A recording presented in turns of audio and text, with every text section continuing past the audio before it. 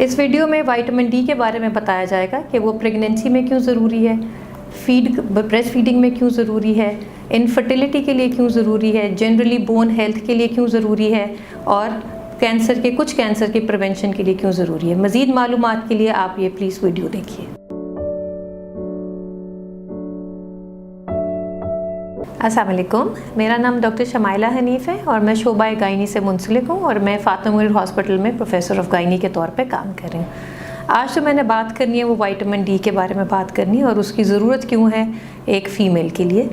सबसे पहले वो, और जैसे सबको ही पता है कि वो औरत की हड्डियों के लिए और दांतों के लिए बहुत मुफीद है।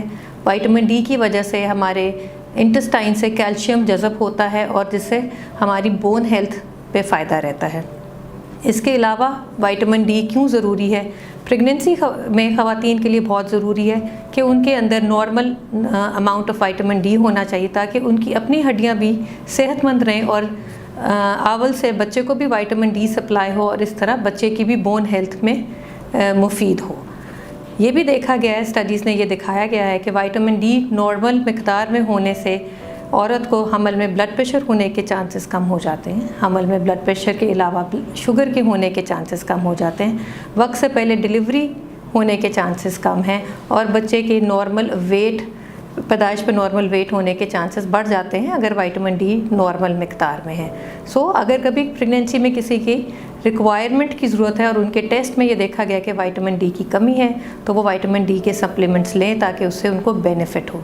इसी तरह जब ब्रेस्ट फीडिंग का टाइम आता है तो माँ ही वाहिद सोर्स होती है कि बच्चे को दूध से कैल्शियम और विटामिन डी दोनों मिले।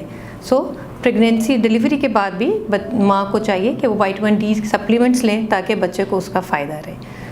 प्रेगनेंसी के अलावा और ब्रेस्ट फीडिंग के अलावा विटामिन डी बोन हेल्थ के लिए भी ज़रूरी है, मसल पेन्स एंड एक्स के लिए भी ज़रूरी है और हेयर लॉस के लिए भी ज़रूरी है।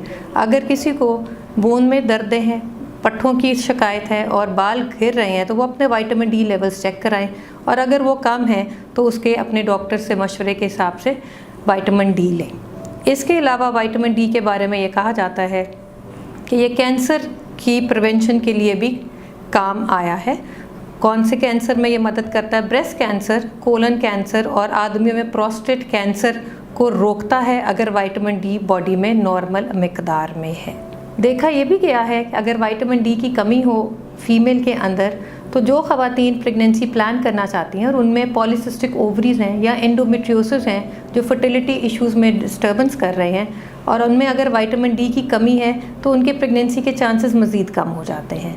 तो ये रिकमेंड किया जाता है कि जहाँ ख़वातीन पॉलीसिस्टिक ओवरीज के लिए या अपने एंडोमेट्रियोसिस के लिए जो टारगेटेड ट्रीटमेंट ले रहे हैं उसके साथ अगर वो विटामिन डी सप्लीमेंट भी लें तो उनके हामला होने के चांसेस कुछ बेहतर हो जाएंगे।